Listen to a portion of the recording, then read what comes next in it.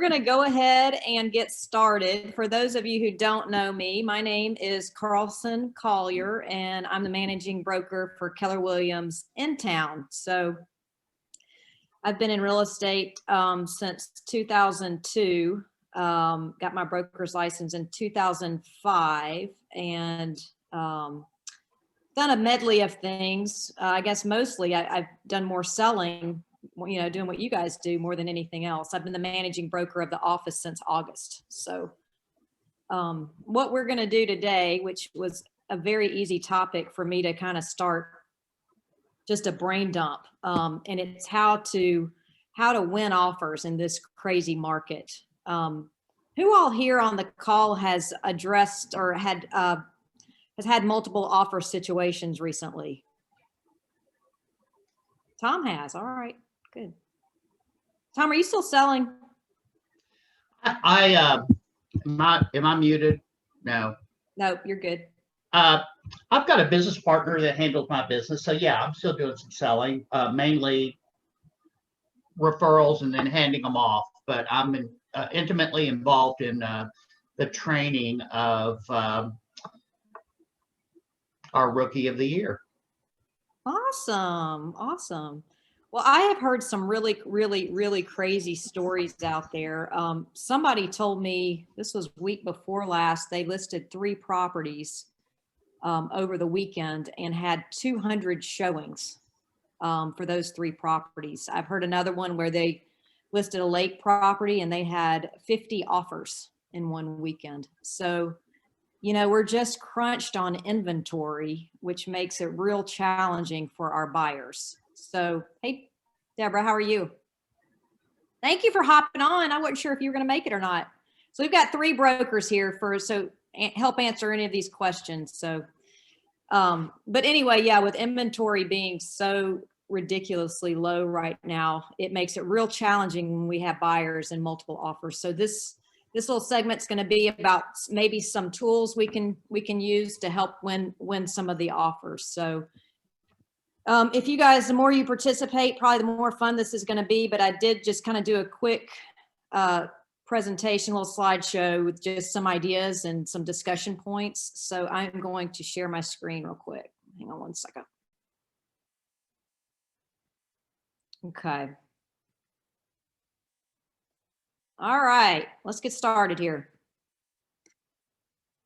All right, so today we're talking about winning strategies, tools for positioning yourself in a multiple offer situation. You know, if we're representing sellers, we obviously think about it a little bit differently than if we're representing buyers. So a lot of what this is going to deal with is, okay, what do we do when we're representing a buyer, and what can we do as a buyer's agent to help advise our buyers when there are multiple offers, or we know there are going to be multiple offers. And the very first thing that sometimes I think when we get going with a buyer and they may just want to kind of get a feel for what's out there, we may not have actually had them talk to a lender ahead of time.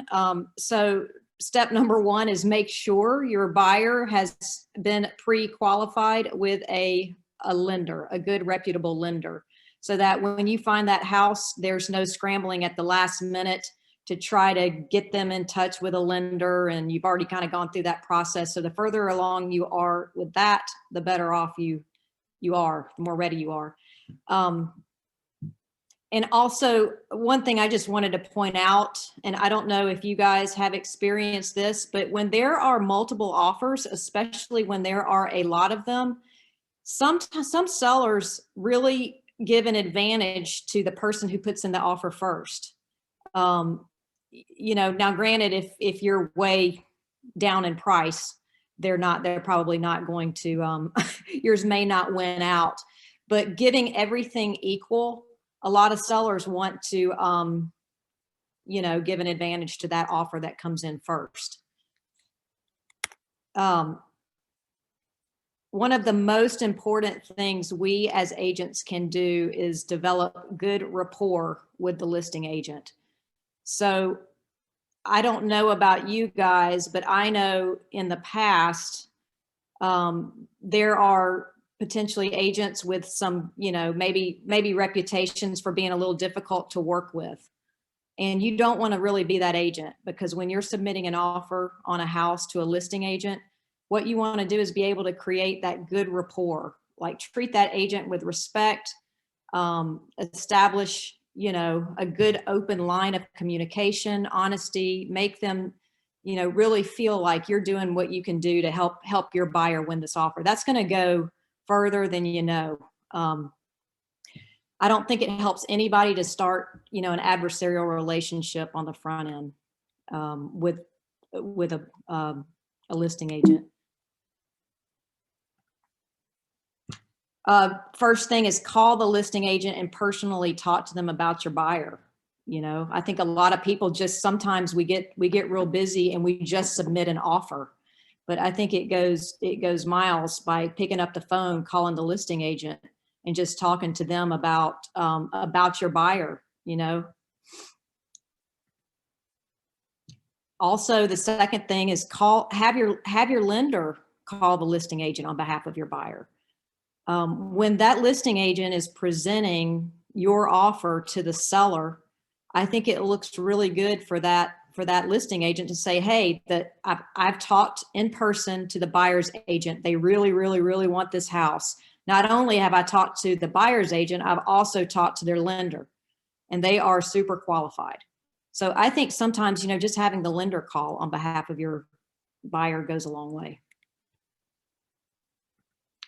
And then ask the listing agent, hey, what's important to your seller? What can we do? You know, we're writing this offer. What are some of those terms that are real important to your seller? Do they want to move quickly? Do they need more time? Do they want to stay in the property, you know, past closing? Like, what is it? What are those terms that, you know, maybe above and beyond what price they want? Because we all know that's important. But what are some of those other terms? And knowing that on the front end instead of trying to guess it goes a long way.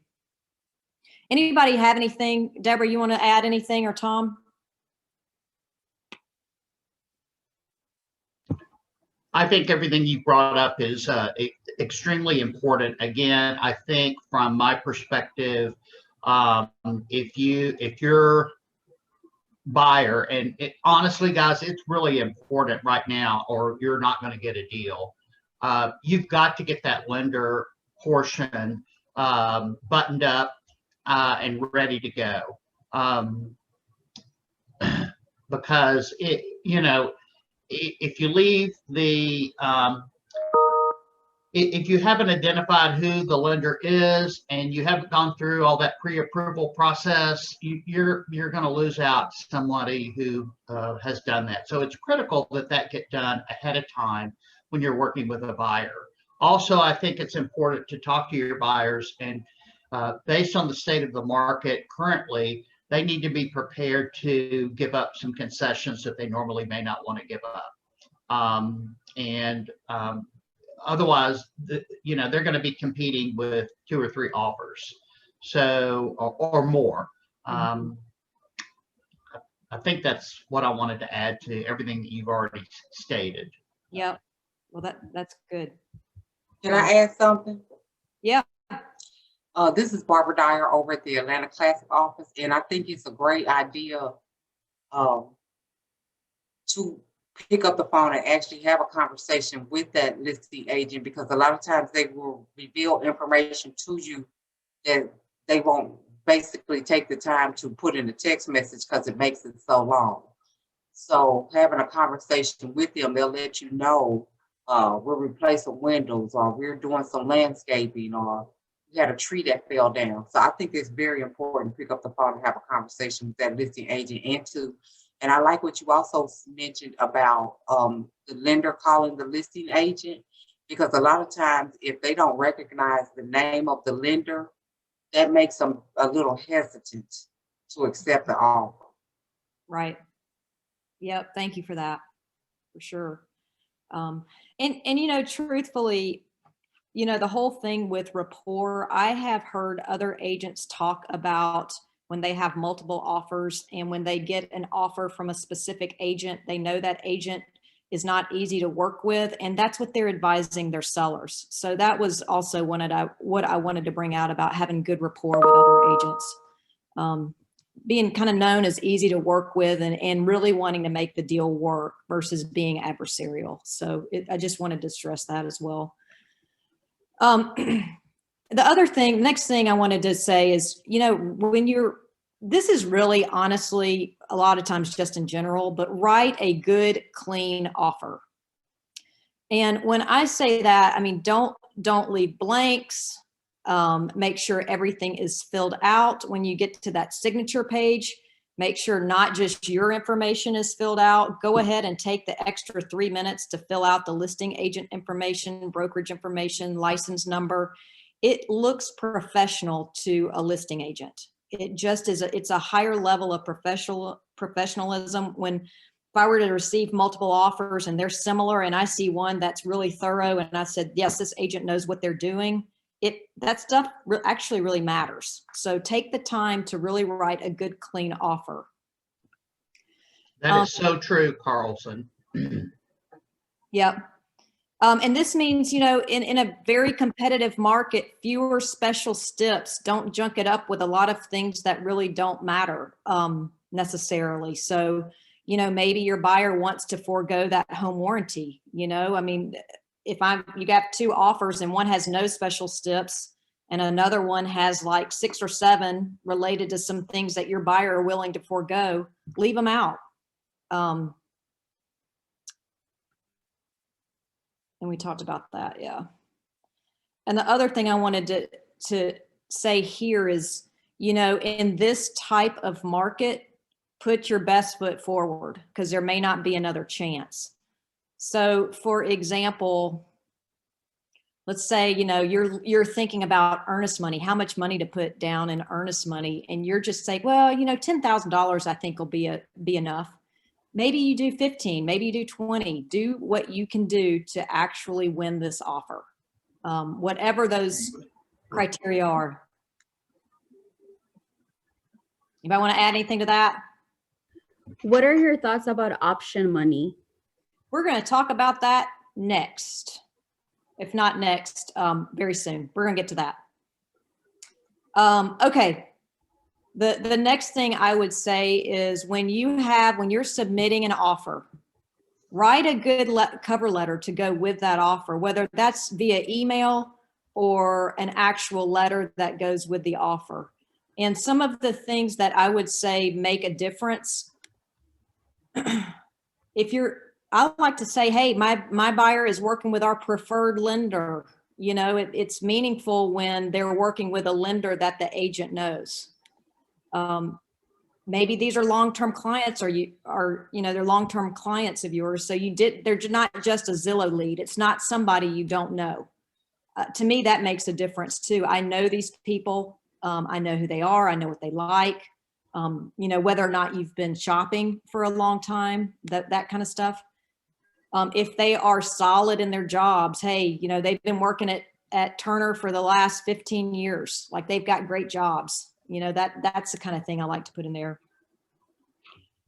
They already know the neighborhood. So maybe, this neighborhood where your listing is, where the listing is maybe it's, some people, like for example, Decatur, if somebody works in Buckhead, that may be a bit of a commute for them, but they already know, they already have friends there, they already live there. Sometimes that kind of stuff makes a difference. And, I like to tell people that, hey, if they've already bought before, these are not first-time home buyers maybe. They don't get freaked out by old houses or whatever it is. They're experienced. If they are first-time home buyers, they are so excited. They can't wait to own their first house. So those are kind of the things that I take the time to even, write it in an email along with the offer. I think those things go a long way because what's the listing agent going to do? They're going to turn around and forward that email with the offer to the seller. So the seller's going to get to see that. Can I jump in here? Yeah. On writing cover letters, please be very careful about fair housing. Do not describe children, churches. You need to stay away from that type of thing and stick with the facts. I think the bullet points here are excellent. Don't get into you know, our children and this and that and the other, because when you start writing letters, you're leaving a paper trail in case someone else wants to dispute why their offer wasn't accepted, and it goes a little further than Yep. it should. So just be very careful about those letters and what you say in them. Yep. I actually have a slide on that too. Thanks for that. Because the National Association of Realtors in November stated that we really shouldn't be sending these letters with our offers. Yep. Because I'm of going to what get to Ms. that too, because I've got a slide on that. Okay, thank you. If you're going to do that, and we can go ahead and talk about it since it's coming up, but if you're going to do that, keep it very generic with things related to their finances, things related to commute. Don't include, like what Deborah was saying, things about children, churches, anything like that, because you're right, that can be used against you. And there was, and I've actually got the article in this slideshow that you can reference, where it says, you know, it basically says don't do it. But the truth is, sometimes these letters make a difference when a seller realizes how much a buyer is emotionally connected to the house, that it does win offers. So, but if you do that, you need to be real careful. Okay. Yep, there it is right there. Buyer letters to seller, good or bad idea. And there is the actual, the reference. This is to the National Association of Realtors. And this is the link to that. So I would say if your buyer wants to do that, I wouldn't advise that they do it, but if they want to do it, definitely everybody should read this article. Okay. And there it is. They can actually pose fair housing risks because they contain personal information and reveal character such as race, religion, familial status, that kind of thing. So just be real careful. People are now like sending videos to sellers. You know, they're doing everything they can to please pick me, pick me, pick me. I want your house so bad, but you just got to be real careful with that. All right, here we go. Earnest money and option money. Earnest money is pretty self-explanatory. What are people seeing in terms of earnest money and the percentage that buyers are offering in terms of earnest money? Carlson, I'll tell you, I had a $1 million house and they asked for 40,000 in earnest money. Yep. So, I mean, they were putting 20% down. So of course that was okay. But it was like we put in, I think we went with 20,000 and they asked for 40,000. So they want to make sure people had money. I've seen listing agents asking for more and more earnest money. Right. I just reviewed a contract in our office. It was like a $1.5 million house and they put down $100,000 in earnest money. So obviously the more earnest money a buyer is willing to put up, the better that looks to the seller. So obviously up to the buyer, you know, it's a little riskier for them should they want to terminate past all their contingencies. They just need to understand that that money is at risk, but it's one of the reasons why it looks better to the seller. So something to consider there. Option money is something I'm seeing more and more of. Deborah, what about you and Tom? Yes, Yeah. I'm getting questions from agents this weekend. All this weekend, everything was about option money, actually. Yep. So basically option money, you know, you'll see that little paragraph right under the due diligence period on page 1 of the purchase and sale agreement. And it is money paid from the buyer directly to the seller. And it is non-refundable to the buyer if they back out for any reason, even as part of the due diligence period. So this money, there's 2 check boxes. It can either be applied to the buyer's purchase price at closing or not. It's just money they're paying to the seller to pick their offer. So it is, sellers obviously like this. It gives them a assurance that, hey, this person's really serious. They're willing to give me money personally, saying that they're, you know, not planning on backing out of this contract. So I'm seeing more and more of that. We had someone in our office actually compete with cash offers and won using this option money. He did a 2-day due diligence and offered $1,500 option money paid directly to the seller. So he was able to win out that way. So, I mean, I think it can be effective. Anybody have any other questions on option money? Just know that it's written directly to the seller, okay? You can also look at the fact that if it's $1,500 given to the seller, if you're the listing agent, you can explain to the seller that buyer is paying $1,500 more Right. than someone else. And it doesn't affect the appraisal. So unless you check the box that it's going towards closing. Yep. So that's another strategy. Mm-hmm. So my question is, do they provide earnest money and option money? Yes. Or one or the other? They provide both. Okay, thank you. Yep. You got to think of option money as here's some money on the table for you to take my offer over everybody else's offer. Right. And that's above and beyond the earnest money. Thank you. All right, let's go to the next one. All right, the infamous escalation clauses. All right, we see these all the time these days.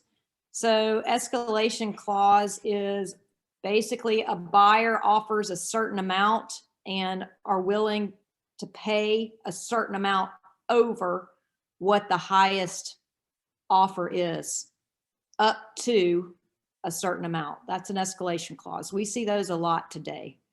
And I tell you what I also see a lot of today is competing escalation clauses. So if you have a house listed at 500 and you have a buyer and they're willing to pay up to 600, and that seller has another offer that says something similar and they may go up to 605, it escalates on top of itself. So you get to that 605. Have y'all experienced that?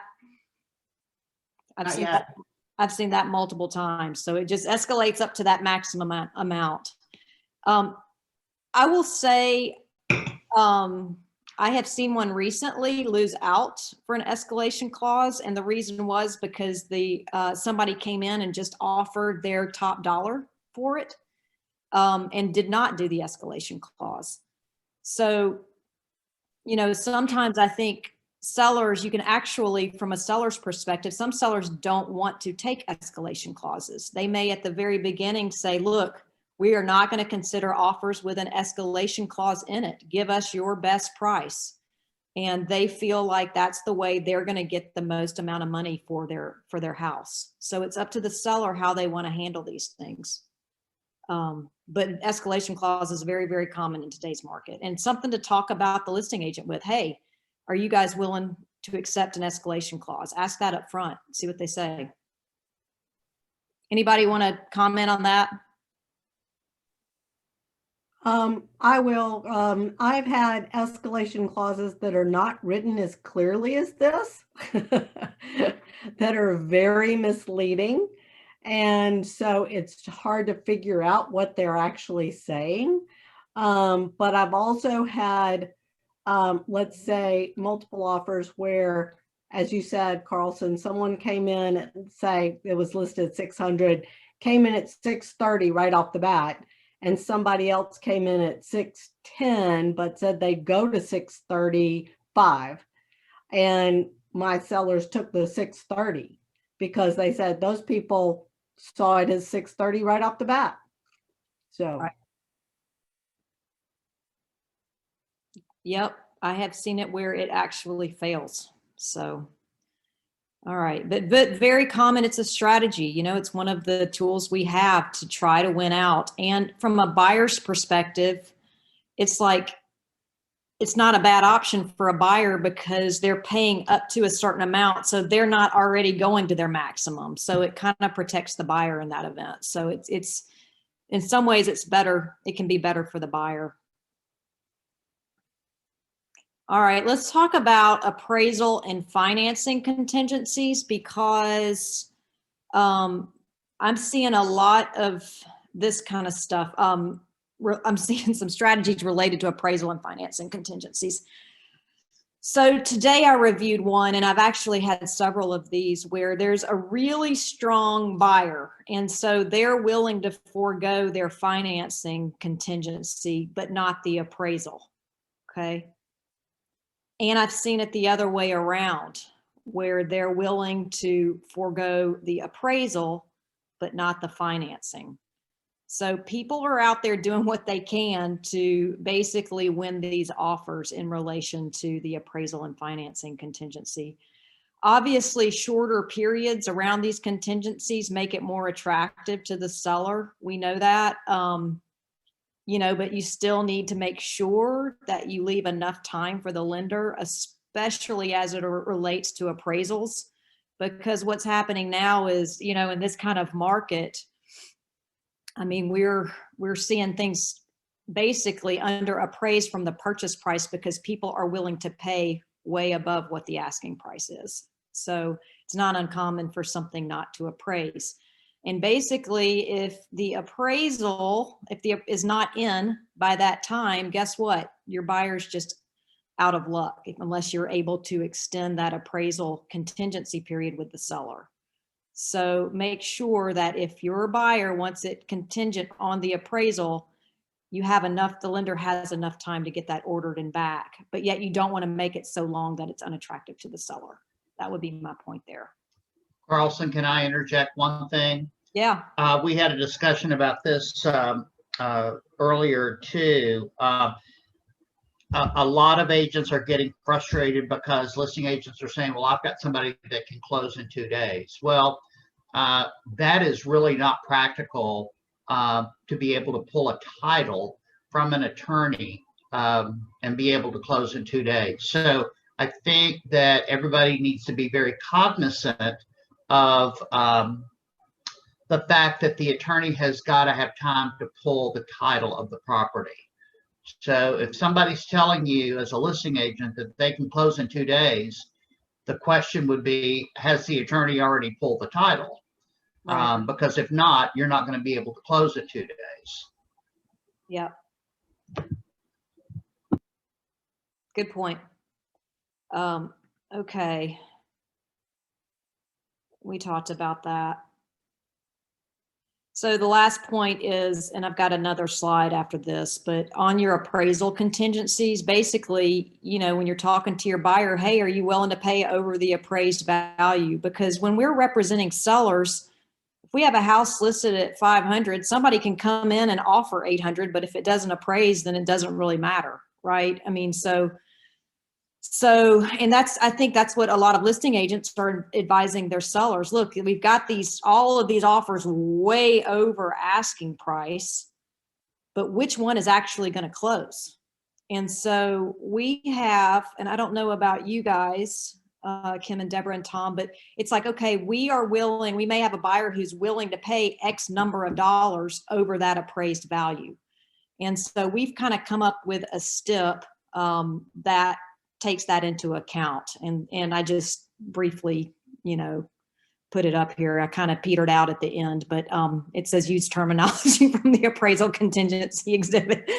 But basically what it says is, in the event that the appraisal is ordered on behalf of the lender and it comes in less than the contract sales price of whatever that amount is and not lower than whatever that amount is, buyer hereby agrees to pay the difference between the contract sales price of the property and the value of said appraisal.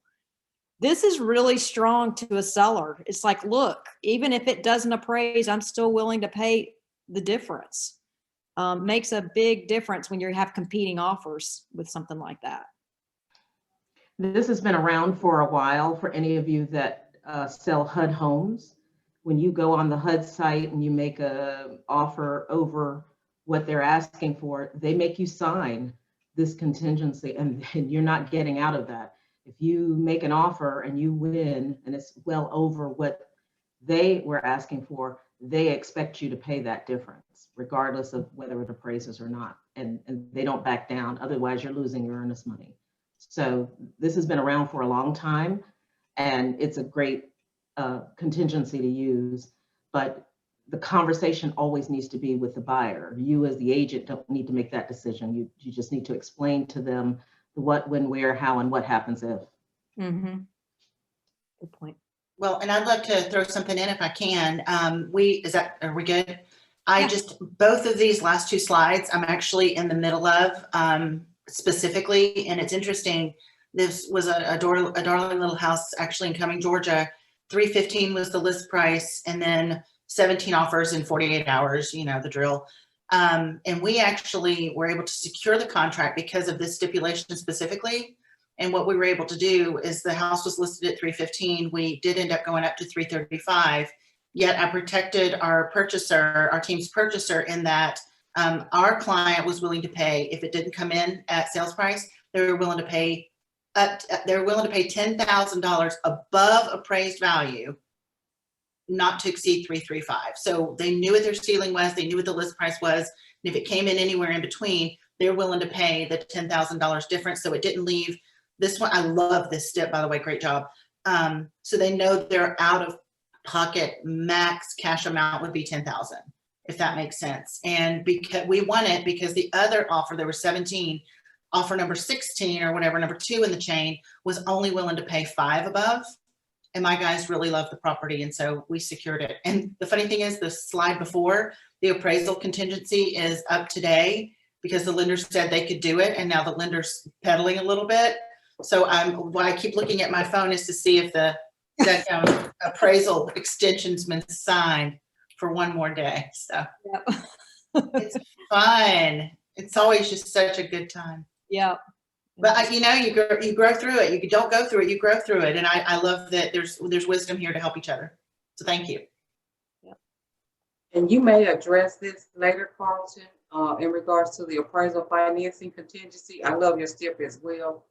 One of the things I add to my contract when I'm representing the seller, if they agree to pay closing costs, I put a stipulation in there that states that in the event it doesn't appraise for the sale price, that the seller gets to come back and renegotiate the closing costs.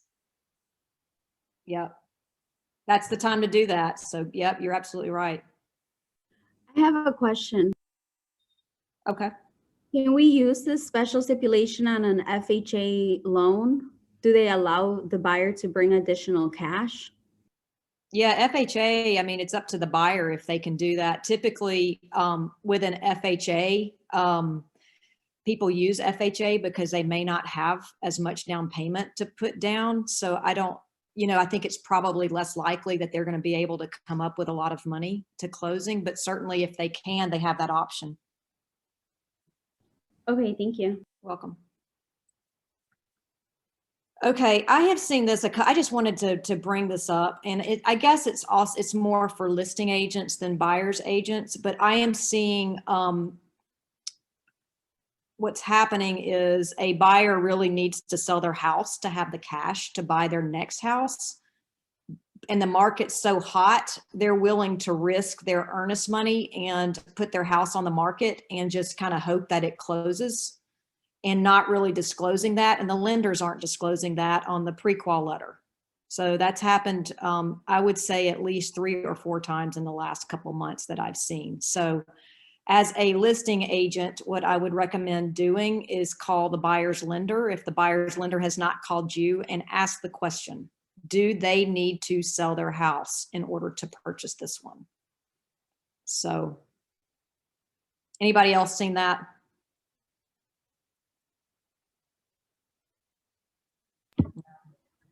Yeah, I've seen it, Carlson, and so far we haven't had an issue. But again, I think it's so important for a listing agent to communicate with that lender up front and ask those questions. This is another strategy, is the right to request repairs versus due diligence. And, back in the day, I don't even remember what year, it used to only be right to request repairs. It was probably 2008, maybe they implemented the due diligence period. And the reason they did it was because it was getting really hard to determine what was considered sort of a defect versus what wasn't. So for example, if there's a big tree limb hanging over the house, but the tree's not diseased, did the buyer really have a right to ask for that limb to come down? And, you know, to kind of help with all of those issues we were having, we came up with a due diligence period, which I personally really like. Just because there are things that you don't necessarily see when you walk in the door and as representing a buyer, and it gives you a chance to really kind of explore that. It also gives your buyer a chance to get out of the contract for any reason whatsoever. So obviously the longer the due diligence period, the worse it looks to the seller.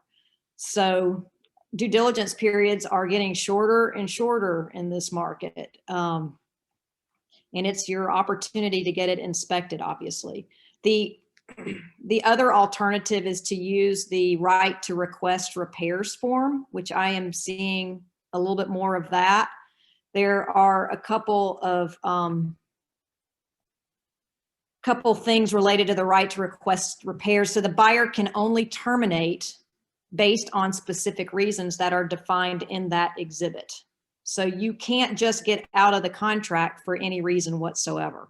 And we need to be educating our buyers, if we're going to use this form, that it may not be as easy to get out of the contract as what they may think, because you really have to know what is considered a defect and what's not.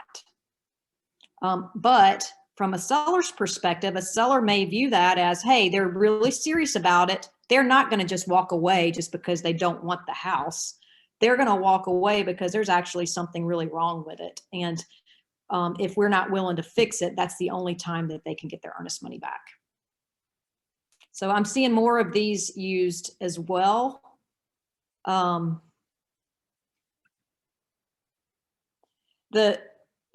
thing to note also when you're representing a seller, I think that, you can find, if you dig hard enough, you can probably find a contractor that's going to tell you something's wrong with the house. So, for example, I had one recently, and it was an engineer came in and basically said, hey, because all the walls were kind of askew, like the windows didn't line up just right, the doors didn't line up just right. So they had an engineer come look at it, and the engineer said, you know what, it's just an old house, it's normal settling. So the question was, well, is that really a defect or not? It's more of cosmetic nature. So we kind of got into that. Well, the buyer was able to get another engineer to come out and basically say, oh yeah, it needs, some more supports, the windows need to be X, Y, and Z. So they were able to terminate the contract and get their earnest money back by having another contractor come out who would tell them more what they were looking for. So just, Seth Wiseman has a video on this and actually talks about that. For sellers. He does not like the right to request repair form. He likes the due diligence period and shortening that. Anybody want to comment? No? Okay. Actually, I'll comment on that, Carlson. Here's a good example of, we had a client who was under contract on a listing. This was, I don't know, a year or so ago, and maybe even longer than that. But anyway, the roof on this property needed to be replaced, and the seller was willing to replace the roof, but the buyer wanted a particular kind of roof. And that document only allows the seller to have to do the repair, and there's no negotiation in terms of like, they were going to replace the roof, but it wasn't going to be an architectural shingled roof. And our buyer wound up losing $10,000 because the seller was willing to do the repair and she walked away from it. So that's one of the pitfalls. And I like to use that story. That's one of the pitfalls when you use right to request repairs. However, I think it's a very good way today to to come in a stronger position for your buyers in this market. But just note, as you said, you know, the definition of repair and defect and everything that's explained in that particular exhibit. Yeah, definitely read the exhibit and be able to explain it to your buyers, because it also says, like what Tom was saying, is that if it can be repaired to basically bring it back to the level that it needs to be, it does not have to be replaced. It can be repaired. So, and you're right, it doesn't address things like how it's going to be repaired, a architectural roof versus a cheaper roof. It doesn't address any of that. I think it does just say kind of like, you know, like materials. All right. I have a quick question about that particular, there's Okay. not in the timing of the day, it doesn't say that the defect, I guess your list has to be presented by a certain amount of time. It just has your days. Is there a general understanding within the contract? Is that end of business day? Because I'm about to have to do it. And because I have a Zensco electrical panel. So we'll see if that's considered a defect or not. It wasn't a lawsuit, but is there a general accepted time on that? I believe the exhibit dates, it's the days from the binding agreement date. So It is. It doesn't have a at time midnight. on that day, just, It would be the end of the day. okay. All right, thank you. That's what I thought, but it doesn't have a timeline. That's another good example of, because we had another one where there was aluminum wiring and you had 2 electricians saying it needed to be rewired and others that said it looked like it was in fine shape, and aluminum wiring at the time the house was built was to code. So that was another gray area. So just be careful. Just as long as your buyers are educated and they understand, I think that's the biggest thing with this form, with this exhibit. Yep. All right, anybody used Homeward? I'm seeing more and more of these as well. We've got agents in our office actually actively using Homeward. Does everybody know what this program is by this point? No, but as a matter of fact, I had them on my list to call today in regards to a client of mine. Okay. It is a really interesting program. And I'm not gonna be able to explain it like they can, but basically in a nutshell, what they do is they buy the home. It's for buyers who want to buy but have a house to sell first. And it takes kind of the pressure off of that situation where they're trying to time everything. So Homeward comes in and buys the new house on behalf of the buyer, and the buyer can actually move in that house and rent it back from Homeward. And then the buyer is actively trying to sell their house. If their house does not sell by a certain date, Homeward and that buyer have already negotiated a price that Homeward will purchase that house. So the beauty of it is that when Homeward buys the house for the buyer, they're buying it with cash. So it puts the buyer in a really strong position on the house they want to procure. I have seen it work successfully. It's just, if you think your buyer wants to do that, my advice would be to get them talking to Homeward on the front end so that they have to pre-qualify them. It's not immediate. But once they're pre-qualified, they can go ahead and start shopping and doing all that. It's a really interesting program, and it actually is working quite well in today's market. So you have to get pre-qualified, or certified for their program. I think it's 1 hour. So I can, if anybody's interested, I can send you the link. I was just going to ask you if you had a direct contact. I am interested. Okay. And I'll put my email address in the chat. Okay, perfect. They actually have, Carlson, 2 programs. It's, I took the class last Tuesday. Oh, good. It is buy with cash or buy before you sell. So if your buyer has a home to sell, they're going to go the buy before you sell program. And if it is just a buyer with nothing to sell, it's buy with cash. Basically, Homeward will buy the property for cash. They will close on it. The buyer will move into the home. They can do light renovation. They can't do major things until they sell their home. If they have a home to sell, they have 6 months to sell it. Now, everyone on this Zoom call knows there's nothing for free. There is a fee for the use of their money for 6 months. You will also rent back to them, but all of those numbers will be presented up front when you're doing your pre-qualification. They also have another venue for home mortgage. So it's Homeward Mortgage as well. So you can also look at doing everything under one roof with them, or once they close on the property and you take possession after the closing, then you can also use the lender you were already working with. And this will not work for FHA because your title will not be seasoned. So FHA does not qualify for Homeward.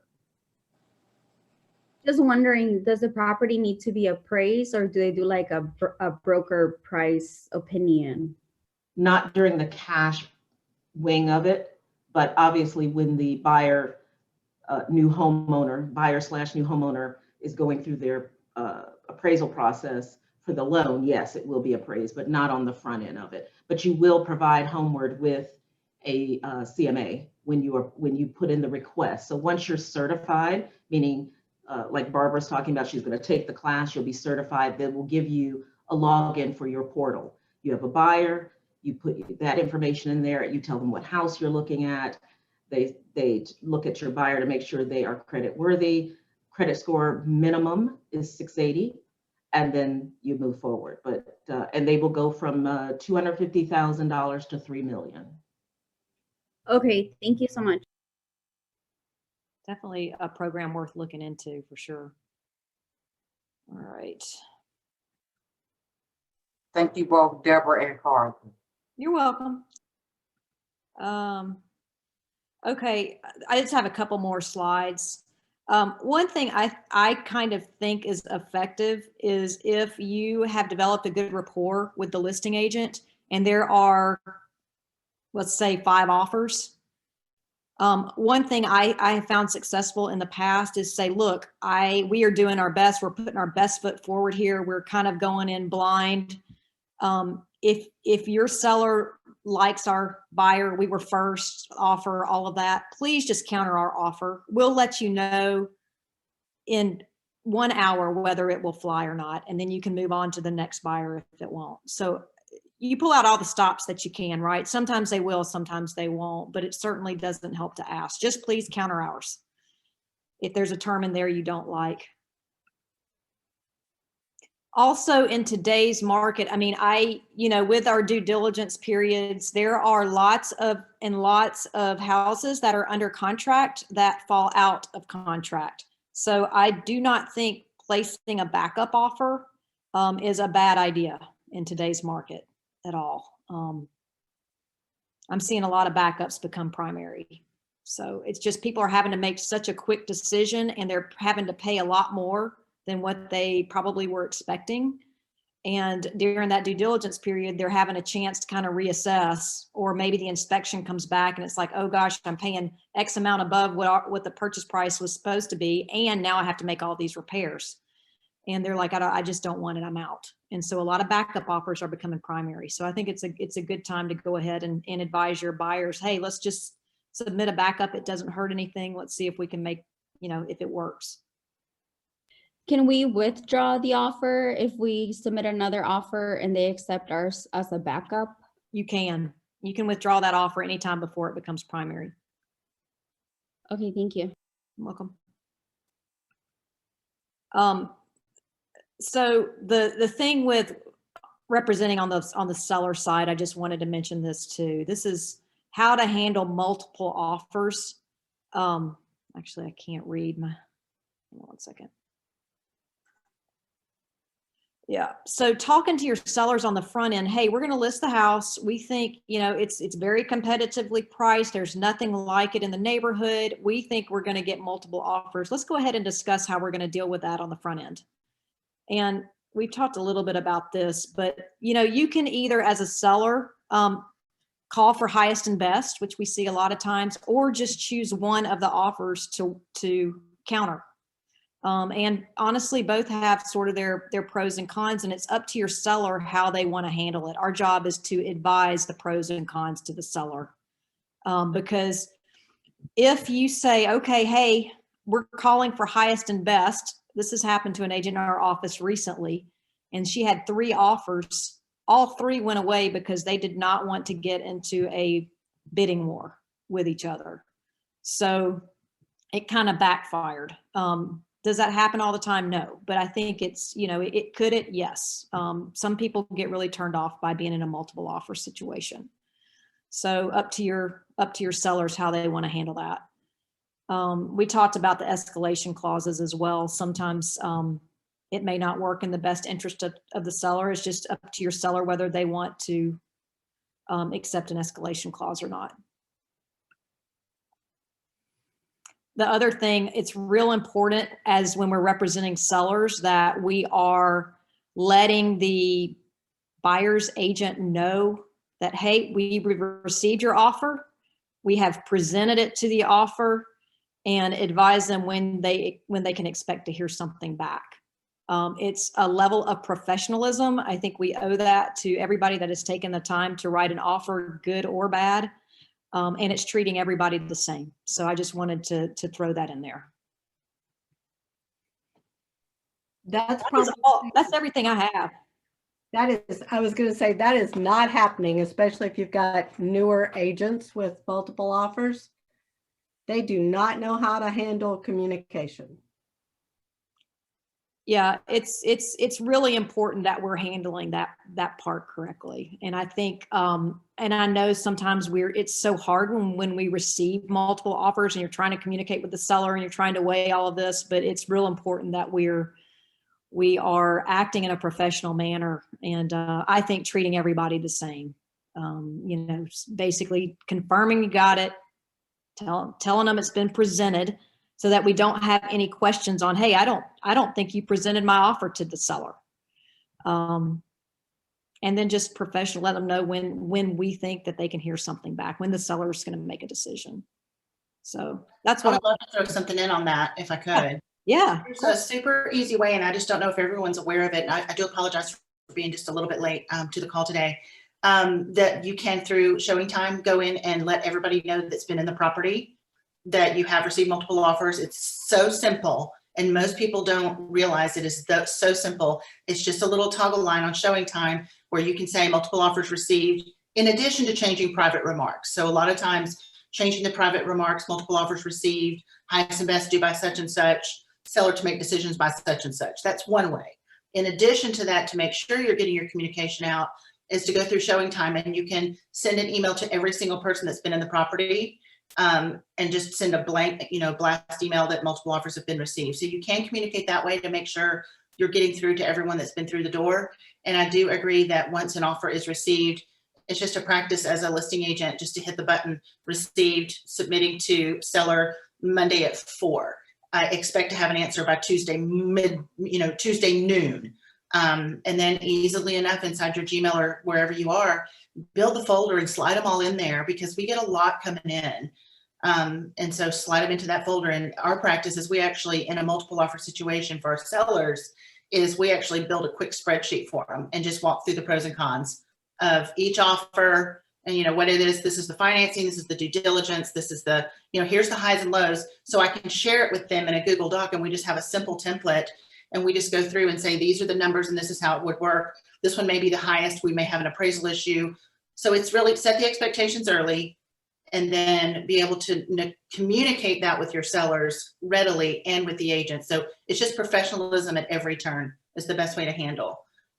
One other thing that we do, well, 2 other things, and mine may be a little bit different situation because I'm actually a producing broker, in that I'm in this role for just a little while. It's not forever.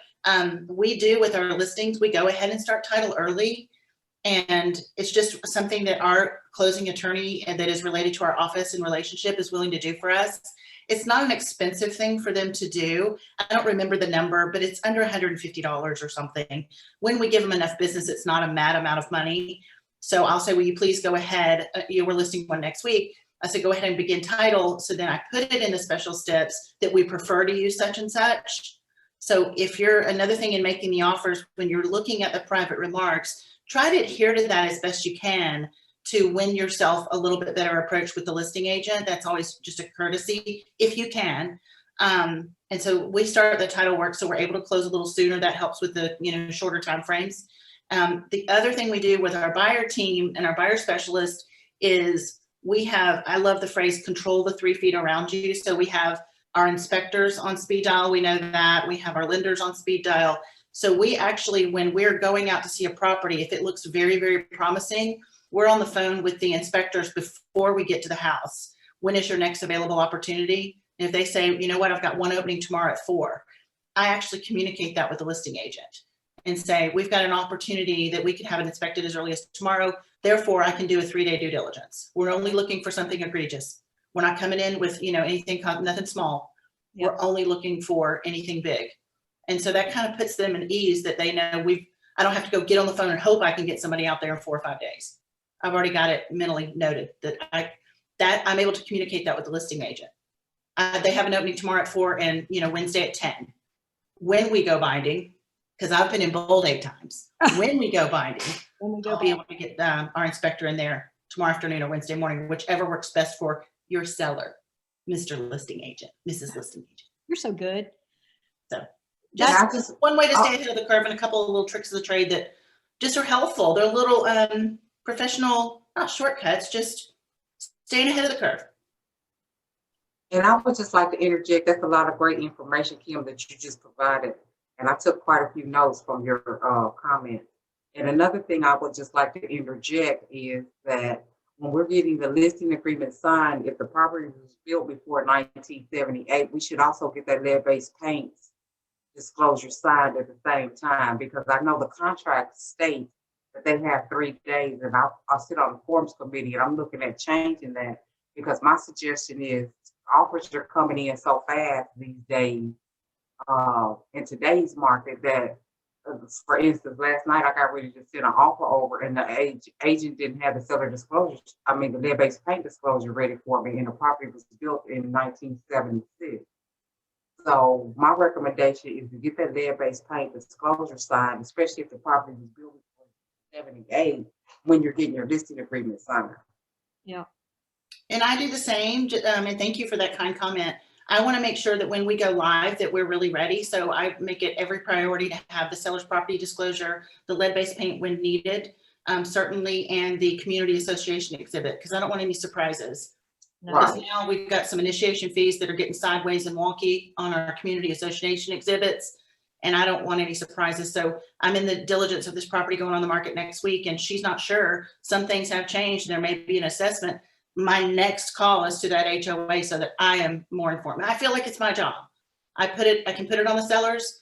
I want to be informed, and then I usually circle back and make them follow up. I get it in writing from the HOA so that I have it, and then I provide it to my seller and they fill it out. Because again, we never fill out those forms for our clients. That is One thing about it is working with Keller Williams realtors on both sides makes the transaction a lot easier. That's for sure. Absolutely. There are 2 things, Kim, I'm going to add to this because I thought they were excellent points. And one is that inspection. Go ahead and lining that up. I think that's so relevant. Yes. For sure. And just saying, hey, we've already got it booked, or we've already got a time slot here. And then the other thing, I love the spreadsheet when you have multiple offers, laying that out in a very methodical, numerical, pros and cons way for the seller so that they can easily kind of see what that looks like on any spreadsheet. The only thing I put on there as far as the offer goes is I'll put the agent's last name or possibly the buyer's last name, but I don't want to breach anybody's privacy. Yep. So I usually just put the agent's last name as a point of reference so I can keep up with, Deborah Blue is who submitted this one, and then, Carlson Collier and so forth. And then we just go down and we say, here's their offer price, due diligence, or offer price, like the front sheet. We just take a snapshot of the front sheet. What is the offer price, due diligence, close date, finance date, and then, any special steps are just over in one line, and we go straight down. Yep, percent down on the loan, like that. And I do that. I'll say I do the loan amount, a conventional 95.5 or FHA, and then I bulk them, I block them together. So cash offers kind of come in, not necessarily on the top, but then I'll say, okay, we have 2 cash offers. There are 4 that want to come in conventional. We have an FHA, 2 VAs, and a something else. Yeah. And then we just kind of we just navigate through. It's easier when I have them on a screen. They'll say, tell me about offer number 4. Why did they say this? And I'm able to have it versus saying, hang on, let me pull it back up, because I have it in a snapshot. Love that. Love it. Love it. It's easy. It takes like, I don't know. I had 17 offers on one last month, and it took me less than an hour to have a clear snapshot. Sellers. I also use Excel spreadsheet. Number one, because I like to have a paper trail. If anyone ever accuses me of not presenting the offer, I do respond right away. I let them know. I also love instant gratification. So when the seller can see that Excel spreadsheet, one column that I also have on there is their net, because I've done a net sheet on every offer. And then I know that's a lot when you have 16, 17, but guess what, guys, we're realtors and we get paid. So do the work.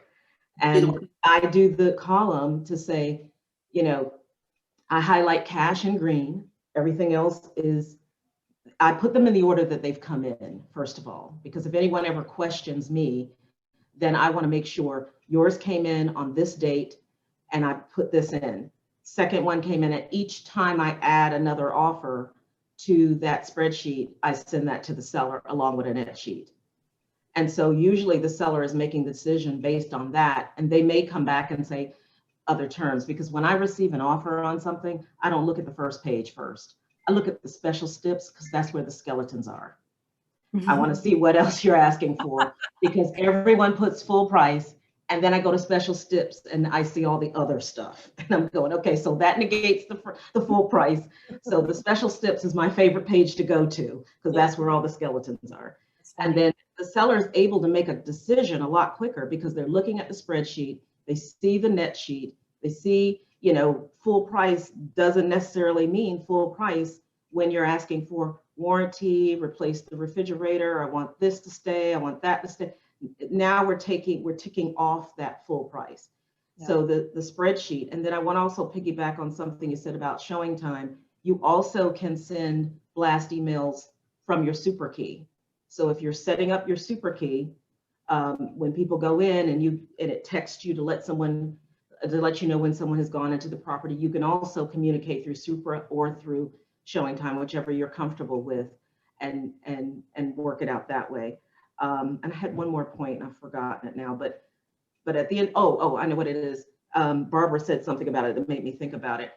When you are going on a listing appointment, yes, you are supposed to get that lead paint, because they're supposed to have that done prior to making an offer. If you're the listing agent, please make sure you are uploading all of your documents on FMLS and Georgia MLS, because we're members of both. It makes it a lot easier for that co-op agent. And a lot of times the co-op agent doesn't realize there's a little icon that says documents. And if you click that, so maybe I always put in special steps for your convenience, documents have been uploaded for your offer. So you could say something like that. And it just makes for helping them present the best offer that they can. And if they still send it to me all wonky, I got to communicate that to the seller. Well, they didn't send this back. They didn't send this back. I'm going to have to counter to get all of that, where this one is ready to go. Copy of earnest money, copy of letter from the lender. I've called the lender. Everything looks good. So that's very important. All the points on here have been point on. So hopefully it was helpful to everyone. Yeah. The only other thing I wanted to add is, you hear Gary Keller, and it's all about the experience, the experience we're providing our clients, and all of this plays right into that, what we're talking about here. So I wanted to thank everybody for coming. I appreciate it. Hopefully you've gotten something out of this. I get something out of all of these. So I really enjoy it. So thank you all for being on, and we will see you. What do we have next Monday? Who's got that one? I don't remember either. We'll be back next Monday at noon. Stay tuned.